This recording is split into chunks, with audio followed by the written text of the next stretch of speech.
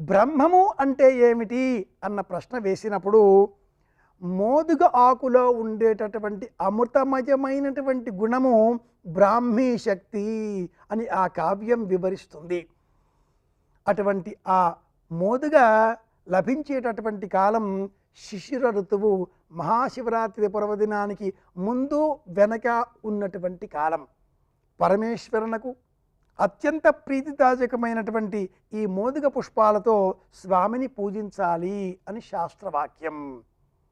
ఏ నైవేద్యాలు స్వీకరించినటువంటి పరమేశ్వరుడు మోదుగ ఆకులో అరటిపండు, తేనె, కొబ్బరి బక్కలు ఈ మూడింటిని మిశ్రమంగా చేసి పరమేశ్వర సన్నిధానంలో ఉంచి సమర్పించినట్లయితే పరమేశ్వరుడు పరమానంద భరితుడవుతాడు అంటూ కావ్య ప్రపంచం పరిమళ స్వరూపంగా వివరిస్తుంది. అలాంటి మోదుగ అమృతమయమైనటువంటి వృక్షాలలో ఒకటి.